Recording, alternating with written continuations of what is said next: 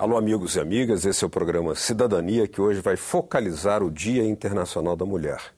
É uma data sempre útil para fazer um balanço de a quantas andam as políticas para superar as dificuldades. Por exemplo, na sociedade atual ainda há muitas dificuldades para as mulheres no mercado do trabalho, mas também para avanços surpreendentes e merecidos da mulher em postos de protagonismo muito reconhecidos nesta sociedade. Para nos ajudar a fazer essa reflexão e esse balanço, a nossa convidada é a senadora Ana Amélia Lemos, do PP do Rio Grande do Sul, a quem agradeço muito pela presença. Obrigado. Obrigada, Beto. Eu que agradeço o convite e um programa que está sendo apresentado no dia de março, Dia Internacional da Mulher. É uma honra receber essa distinção para conversar com você e com seus telespectadores do Cidadania, que tem uma grande audiência. Senadora, vamos começar por analisar um pouquinho a sua própria experiência como legisladora. O papel da mulher na política. Temos uma presidenta mulher, né? Temos mulheres em postos muitíssimo importantes e está crescendo a bancada feminina, que já foi lá atrás a bancada do batom. Hoje ela cresceu. Qual o balanço que a senhora faz? Eu acho que não há dúvida que a eleição da presidente Dilma Rousseff, ela foi um divisor de águas no empoderamento das mulheres e no interesse delas para a atividade política, que é uma atividade de risco. As mulheres são muito cuidadosas na escolha das profissões, por isso o número de mulheres que está entrando nas chamadas carreiras de Estado via concurso público, seja magistratura, seja Ministério Público, ou mesmo Itamaraty, ou outras áreas de carreira de Estado. E a política é de risco por quê? Porque você tem muita insegurança, você nunca sabe se você vai ganhar uma eleição, até porque nem todos podem ganhar uma eleição, mas ela tem riscos da, digamos, exposição da pessoa que está, da mulher que está exposta na política, e a mulher é mais cuidadosa. Então, esse cuidado e essa coisa de planejamento, de disciplina, de segurança, a palavra segurança, é que leva as mulheres para essas carreiras que têm uma estabilidade, e eu acho que ela está saindo muito bem. Tivemos já uma presidente do Supremo Tribunal Federal, agora presidente do Tribunal Superior Eleitoral. Exato. Várias ministras em todas as cortes especializadas, inclusive no Tribunal de Contas, e no Ministério de uma mulher presidente, no caso de Dilma Rousseff, tem também várias mulheres em postos relevantes. Eu cito o caso de uma colega, né, que é a ministra Gleisi Hoffmann, de outra colega, Marta Suplicy, no Ministério da Cultura, e da própria Ideli Salvati, que foi senadora também, que é a articuladora política do governo, e tantas outras que dão uma colaboração extremamente relevante à presidente da República. Mas na política eu acho que, como eu disse, o empoderamento da eleição da presidente em 2010, ela de certa forma já se refletiu em 2012, mesmo, 2 anos depois. Por quê? Porque o número de prefeitas eleitas no ano passado aumentou 30%. 30%. Olha, é um percentual muito grande comparativamente à eleição de 4 anos anteriormente. Então, hoje, nós temos 600 prefeitas mulheres eleitas no ano passado, que com esse aumento, que é digamos assim, é um percentual bastante significativo. Elas entrando, claro que uma prefeitura municipal, dependendo do tamanho e porte da cidade, ela é digamos, é um impacto direto, ela tem uma capacidade de interlocução maior, o poder executivo também é mais fácil de você gerir, diferente do parlamento. Então, elas estão muito presentes, eu penso que as mulheres estão. Nós enfrentamos, as mulheres, sempre trabalhei em áreas marcadamente masculinas, sabe, Beto? É muito interessante. Quando eu fiz a faculdade de jornalismo, quando eu entrei na faculdade, eu te diria seguramente 90% eram homens na faculdade. Homens, tá?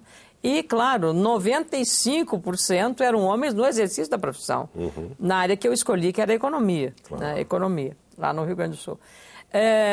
10 anos depois, esse percentual se inverteu. Totalmente.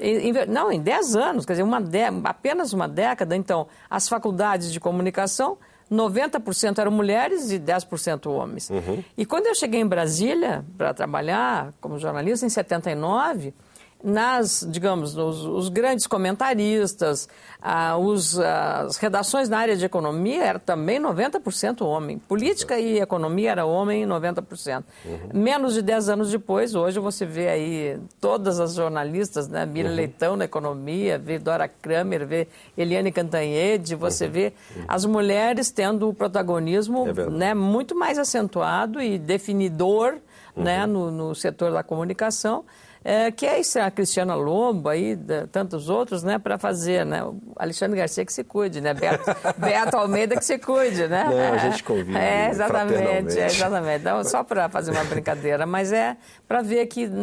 E hoje você vê na área da medicina, da engenharia, né? Tantas coisas. A construção civil, você não imaginava que a mulher hoje tivesse... E ela vai para aqueles setores da construção civil, no caso, que são os de acabamento, as coisas que são mais de detalhes, que exige, né, um cuidado Postos maior. Militares também, mulheres, hoje, né? A entrada das mulheres no Exército, comandante, agora, exatamente, né? uma maravilha.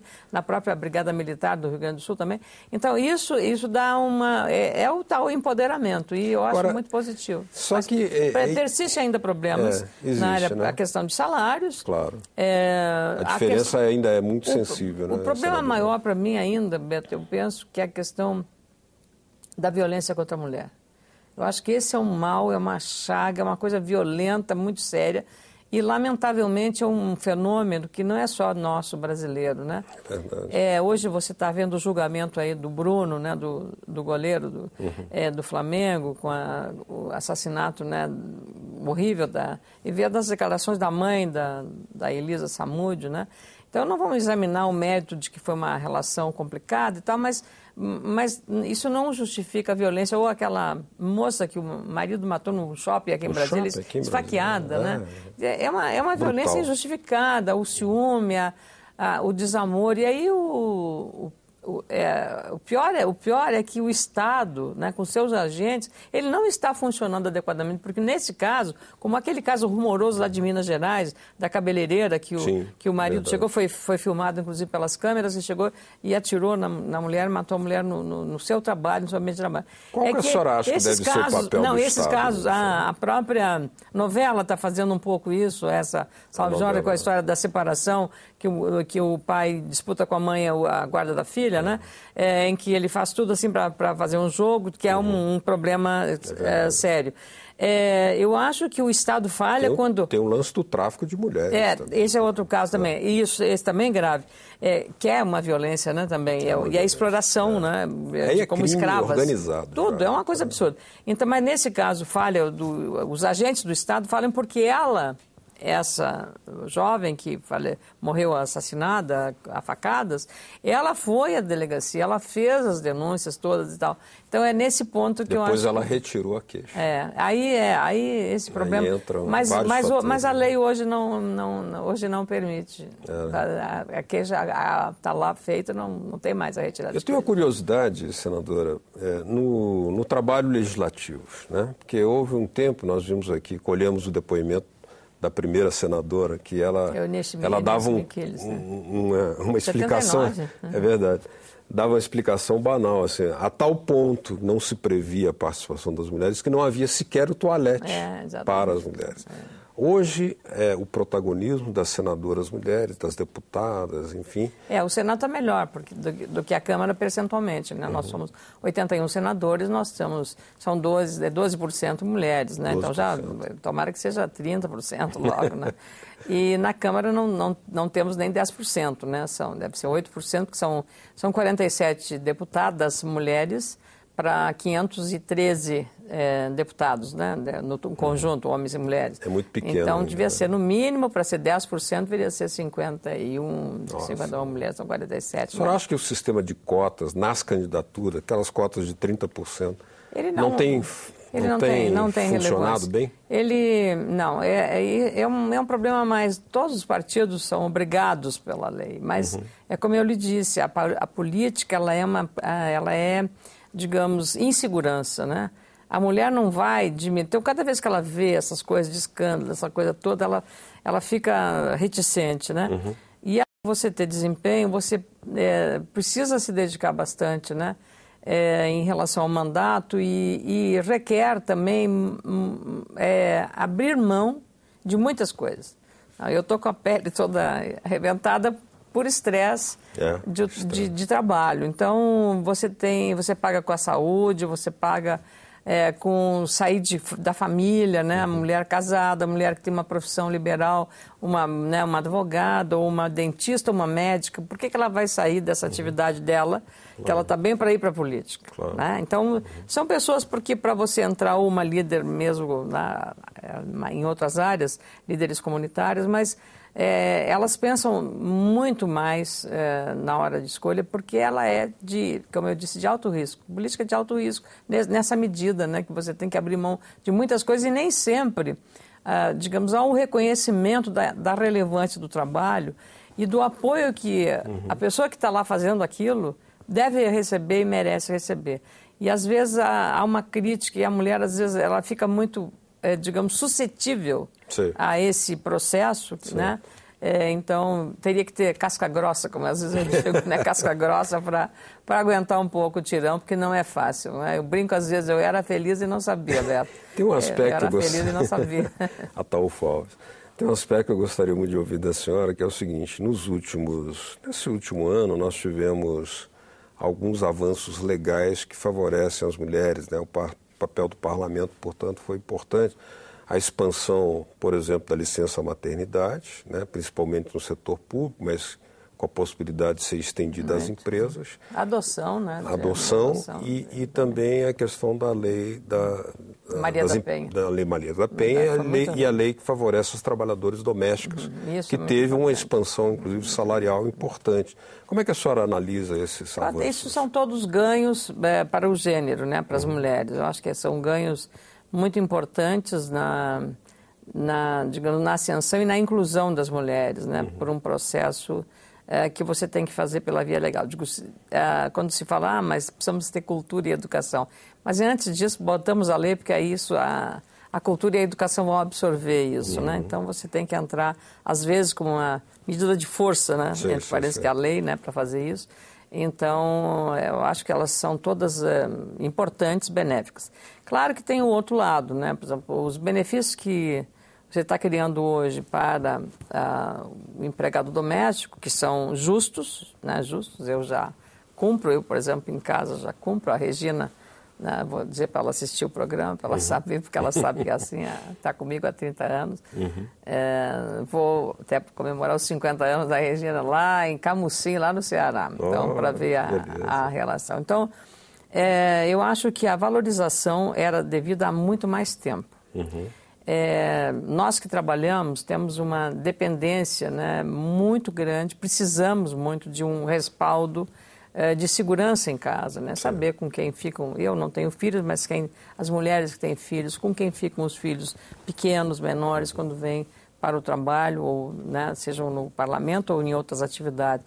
Então, isso é fundamental. Agora, o que está acontecendo? Que com a valorização dessa atividade e com um aumento da oferta de oportunidades na área de serviços, balconistas, trabalho de lanchonete ou de auxiliar de cozinha em restaurantes ou lanchonetes ou hotéis. Frentista no posto. Essas coisas todas levou a aumentar, digamos, essa demanda e ela sair do trabalho doméstico, porque também os direitos, né, foram aumentados e para o empregador também, claro, isso não, porque hoje até, se você vê o aumento que houve do reajuste no trabalho doméstico é de 56% e o salário, nem aqui, né, de nenhum salário convencional teve esse reajuste. Então, essa valorização ela também cabe. Eu só espero que não acabe provocando para as mulheres digamos assim, em vez de ser um benefício, uma barreira para o acesso ao emprego, né? Então, são essas coisas aqui. Gostaria de ouvir também da senhora sobre um tema muito controverso, que é a questão da Bolsa Família, naquilo que concerne ao condicionamento da mulher, dela ter que colocar o filho da escola, vacinar e ao mesmo tempo dela ter mais visibilidade. O dono da bodega, por exemplo, já há cumprimento, segundo pesquisas que estão por aí. Antes, quando ela não tinha nenhuma possibilidade de consumo, ela sequer ouvia um bom dia, né? A senhora acha que isso ajudará a mudar o perfil desse setor nas classes mais baixas da população, ou mais pobres da população? Eu tenho uma ideia sobre o Bolsa Família, que é a seguinte ideia, Beto. A Bolsa Família devia continuar existindo. Uhum. E a carteira assinada, mantida mesmo na hora. Aliás, a carteira assinada devia ser uma exigência para ter o Bolsa Família. Sei. Porque o que está acontecendo hoje? O programa, se você se formar, você faz uma carteira do trabalho, você perde. Então, as pessoas preferem aquele pequena, que é uma pequena ajuda, R$70, né? É uma pequena ajuda. Então, eu acho que é preferível você fazer um exército de pessoas que, pelo seu trabalho, você vai valorizar muito mais a pessoa que tiver uma contribuição do que aquela que não tiver. Porque assim como o vendedor da bodega, né, lá no meu interior é bodega mesmo. Bodega, né? Então, o que essa reverência, na verdade, ele tem um interesse, porque ela consome, né? Meu temor é de que o dinheiro não vá bem para a finalidade e sirva para alimentar alguns vícios, né? Qualquer deles vícios, e não vá para aquele principal. Isso eu estou falando da exceção, claro que a regra todo mundo aplica, todo mundo tem cuidado e tal, mas penso que seria conveniente que fosse uma condição de carteira assinada no trabalho das pessoas. É o que o governo agora começa a falar com o seguro-desemprego, que ele tem a segunda chance desde que esteja qualificado. Sim. Acabou fazendo uma indústria. Nós temos lamentavelmente, a cultura. Et la lei, et la trampa, né? Que você faz, claro. E aí você faz. Eu tenho históricos de pessoas, aqui em Brasília, nem vou dizer o lugar, mas é bem próximo da gente, que o marido coloca a mulher como empregada e ela não trabalha, só na fachada, né? Sim. E aí não paga salário para ela, coisa nenhuma. E aí, ao cabo de um ano, ele demite. E aí ela vai buscar o seguro-desemprego. Quer dizer, veja... Então, esse... É uma burla, né? Eu diria, é até criminoso isso, né? É uma coisa absurda isso, mas se faz isso. Então, como os nossos controles não são eficientes, né? Para saber se a dona fulana está lá mesmo, onde é que ela está e tal. Simplesmente chega lá com o papel, entrega e você acredita de boa fé. Eu até falo que seja bom. Mas a fiscalização nesses programas, para você ver o grau de sofisticação da burla, né? Então, por isso que eu penso que se você fizer um programa Bolsa Família com a obrigatoriedade que a pessoa vá aumentar a sua renda, vá ter melhor condição, porque senão você acaba estimulando, né, que a pessoa fique... porque na hora que ela recebe, que ela tem carteira assinada, ela deixa de ganhar os R$70. Os R$70, convenhamos, é para ajudar a comprar o material de escola. E aí também ter uma condição de um acompanhamento, quer dizer, saber se a criança está frequentando a escola, se ela está tendo rendimento escolar adequado, né? Mas essas coisas não estão sendo avaliadas. Eu acho que isso é bastante... Eu penso que aí é que está o nó da questão. Eu não sou contra, pelo contrário, tem que dar, mas tem que fazer uma exigência de estar trabalhando. O Evangelho diz, né? Você tem que tirar do suor do seu rosto, né? Para comprar o pão que você vai comer. É verdade. Senadora, estamos chegando aqui finalmente aqui do nosso programa Cidadania. Eu gostaria de desejar à senhora e a todas as mulheres que estão nos assistindo aqui um feliz Dia Internacional da Mulher e que esse ano seja de comemoração de novos avanços que permitam mais igualdade de gênero. Né? Obrigada. Eu, em nome das mulheres, agradeço a chance que você está me dando e, em nome delas, agradeço. Mas, para nós mulheres, todo dia é Dia da Mulher. Tá bom. Parabéns, Obrigada. então. Muito obrigado. E muito obrigado a vocês de casa que nos acompanharam. Caso queiram baixar esse ou outro programa aqui da TV Senado, olha aí na telinha uma forma de fazê-lo. www.senado.leg.br/TV. Obrigado mesmo pela sua audiência. Até o próximo Cidadania. Tchau.